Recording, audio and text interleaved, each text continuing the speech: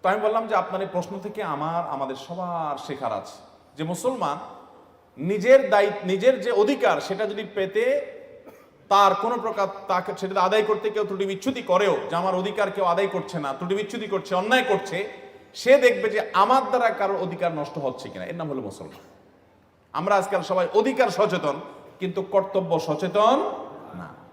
ভালো মুসলমান হতে হলে আপনাকে কর্তব্য সচেতন হতে হবে, দায়িত্ব সচেতন হতে হবে, যে আমার দ্বারা কারোর জন্য হক নষ্ট না হয়।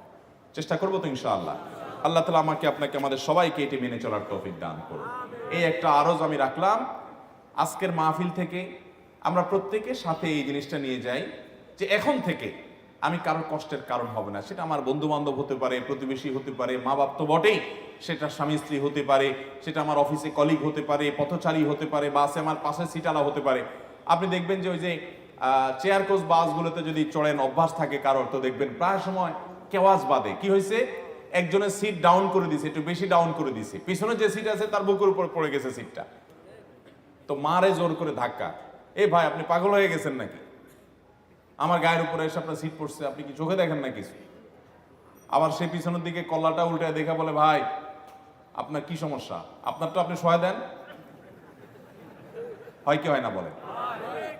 ভাইরা আমার, আমাদের সমাজে আপনি যদি তাকান কোন জায়গায় যাবেন আপনি, আমাদের ভিতরে মনুষ্যত্ব, মানবতা, মানবিক গুণাবলী, মুসলমানের আখলাক, আল্লাহর কসম ভাই হারিয়ে যাচ্ছে,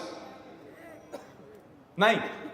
অথচ যিনি সিটটা ডাউন করছেন তার উচিত ছিল যে পেছনের লোকদের ডিস্টার্ব হচ্ছে কিনা আস্তে আস্তে ডাউন করা এবং জিজ্ঞেস করা, ভাই, কারণ ওই লোকটা তো প্রতিবেশী, পাশের সিটালা প্রতিবেশী না, কয়েক ঘন্টার জন্য তো প্রতিবেশী।